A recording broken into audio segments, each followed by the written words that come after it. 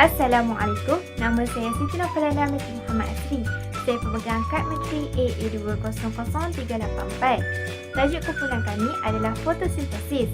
Introduction atau pengenalan ialah fotosintesis merupakan proses autotrofik di mana tumbuhan membuat tenaga mereka iaitu glukosa dan menghasilkan makanan mereka daripada cahaya matahari.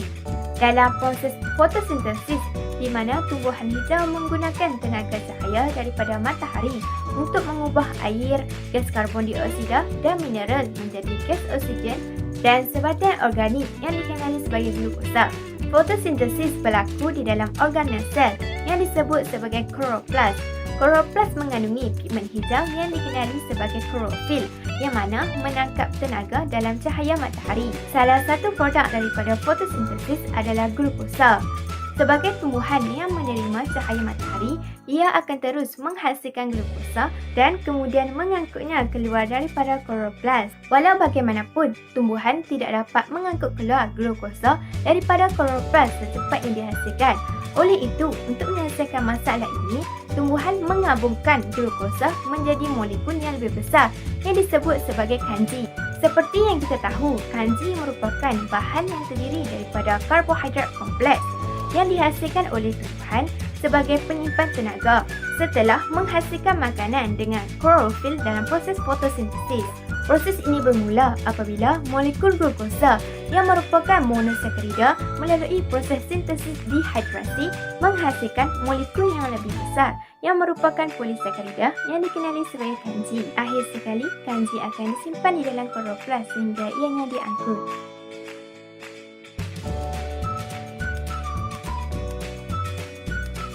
Objektif yang pertama ialah untuk mengkaji kehadiran kanji di dalam tumbuhan hijau.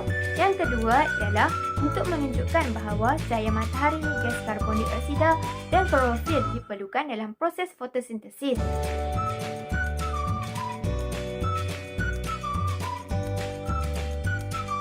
Assalamualaikum warahmatullahi wabarakatuh. Saya Nur Adriana Nazura binti Nur Azwan bernombor metrik AA200699.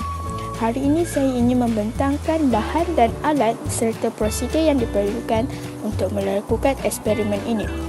Pertama sekali, saya ingin memberitahu bahan dan alat yang diperlukan untuk menjayakan eksperimen ini. Bahan dan alat yang diperlukan ialah aluminium foil, klip kertas, gunting, betadin dan pembasmi kuman sebagai ganti kepada alkohol. Pertama sekali, kita potongkan aluminium ini kepada 3 bahagian.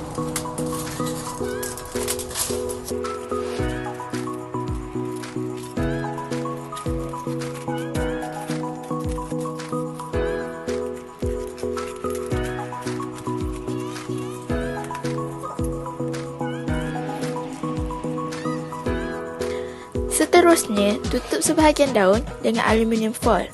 Kemudian, sepitkan dia dengan klip kertas. Biarkan selama 8 jam. Setelah 8 jam, petik semula daun yang ditutupkan dengan aluminium foil tadi. Selepas itu, tanggalkan kepingan aluminium tadi daripada daun tersebut.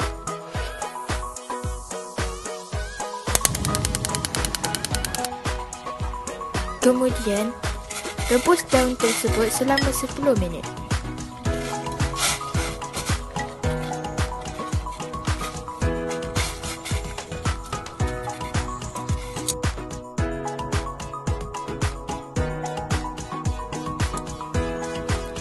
Selepas 10 minit, alihkan daun tersebut daripada air rebusan dan membuat pemerhatian.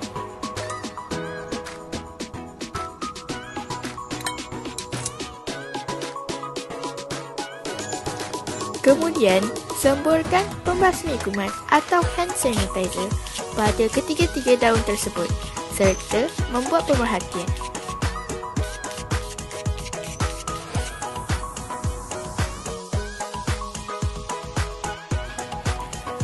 Kemudian, titiskan beberapa titisan betadin ke atas ketiga-tiga daun tersebut.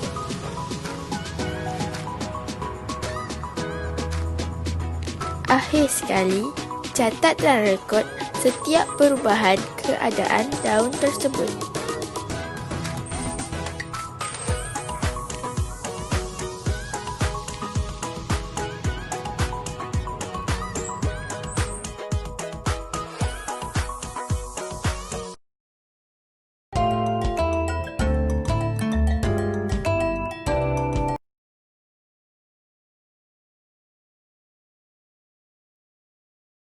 Baiklah, saya akan menceritakan tentang pemerhatian hasil daripada eksperimen yang dijalankan.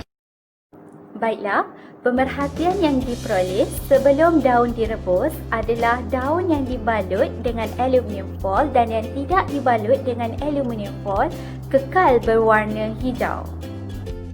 Pemerhatian yang diperoleh selepas daun direbus adalah daun yang dibalut dengan aluminium foil dan daun yang tidak dibalut dengan aluminium foil berwarna hijau pucat. Pemerhatian yang diperoleh selepas daun yang dibalut dengan aluminium foil dan yang tidak dibalut dengan aluminium foil bertukar warna hijau kepada hijau muda pucat setelah disembur dengan alkohol yang digantikan dengan cecair pembasmi kuman. Daun yang dibalut dengan aluminium foil bertukar menjadi warna hijau muda pucat setelah diteteskan dengan beberapa titis betadine. Manakala daun yang tidak dibalut dengan aluminium foil bertukar menjadi warna biru tua setelah dititiskan dengan beberapa titis betadine.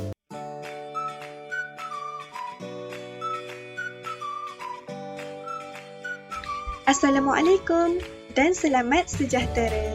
Seterusnya, saya Nur Irisha binti Abdullah, nombor matriks AA200831, ingin membentangkan perbincangan yang terdapat dalam eksperimen ini. Eksperimen ini dijalankan untuk menguji kehadiran kanji ke atas daun sebagai bukti terjadinya proses fotosintesis dalam tumbuhan hijau. Kehadiran kanji boleh diuji dengan menitiskan larutan betadine ke atas daun. Larutan betadine yang asalnya berwarna coklat keperangan akan bertukar menjadi biru tua sekiranya terdapat kehadiran kanji. Seterusnya, dalam eksperimen ini, sebahagian daun ditutup dengan kertas aluminium foil adalah untuk menampakkan perbezaan hasil pemerhatian bagi bahagian daun yang terdedah kepada cahaya matahari dan bahagian daun yang tidak terdedah kepada cahaya matahari. Selanjutnya, daun dididihkan dalam air untuk memecahkan dinding sel dan meleputkan daun agar pigmen klorofil dalam daun mudah disingkirkan semasa daun disembur dengan alkohol. Akhir sekali, tujuan daun disemburkan dengan hand sanitizer sebagai pengganti alkohol adalah untuk menyingkirkan pigmen klorofil dalam daun, seterusnya melunturkan warna hijau pada daun. Hal ini demikian kerana bagi membolehkan sebarang perubahan warna dapat dilihat dengan jelas semasa ujian kanji dilakukan menggunakan larutan betadine ke atas daun. Dan daun tidak dididihkan terus ke dalam alkohol di atas api kerana alkohol merupakan bahan yang mudah terbakar. Sekian sahaja daripada saya. Perbincangan seterusnya akan disambung oleh saudari Husna. Sekian, terima kasih. Assalamualaikum. Assalamualaikum warahmatullahi wabarakatuh dan selamat sejahtera. Nama saya Adillah Husna binti Asnul dengan nombor matrik AA20135. Saya akan membentangkan pada bahagian discussion iaitu proses bagi fotosintesis dan juga keputusan bagi eksperimen tersebut. Proses bagi fotosintesis. Apabila munculnya cahaya akan diperangkap oleh pigmen klorofil yang terdapat pada daun. Pigmen klorofil itu memberi warna hijau pada daun itu. Dan untuk melengkapkan persamaan kimia, tumbuhan memerlukan karbon dioksida, air dan cahaya matahari, iaitu CO2 ialah karbon dioksida, H2O ialah air dan memerlukan klorofil dan cahaya matahari untuk menghasilkan gula CHO dan juga O2 iaitu oksigen. Okey, seterusnya keputusan bagi eksperimen.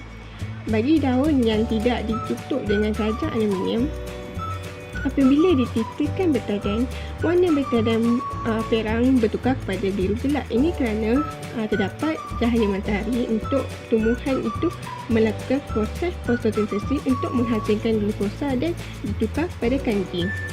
Okey, untuk daun yang ditutup dengan keranjang aluminium, warna betadan kekal tidak berubah berwarna perang dan tiada berlakunya fotosintesis dan akhirnya glukosa tidak terhasil untuk membuat kanji.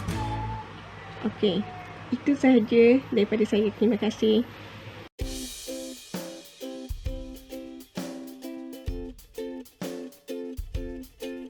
Assalamualaikum dan selamat sejahtera.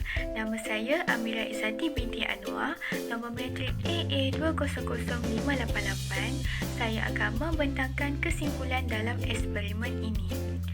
Secara kesimpulannya, dalam eksperimen ini yang kami dapat adalah terdapat perbezaan warna di atas permukaan daun setelah dititiskan iodin, di mana pada bahagian daun yang terdedah dengan cahaya matahari menukarkan warna larutan iodin perang ke warna biru tua, manakala pada bahagian daun yang ditutup dengan aluminium foil tiada perubahan warna yang berlaku.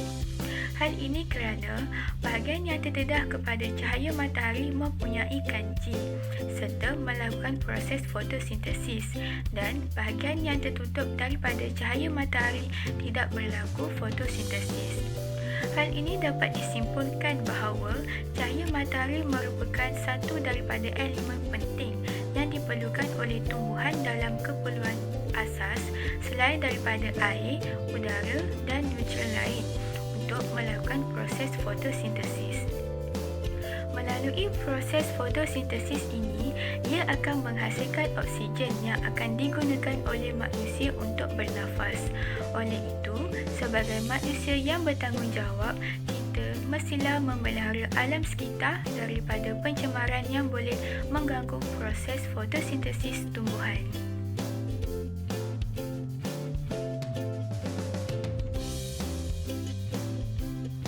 Seterusnya, terdapat 3 rujukan yang kami dapat dalam eksperimen ini adalah: yang pertama, rujukan daripada internet; yang kedua, rujukan daripada buku; dan rujukan daripada nota biologi sel chapter 5.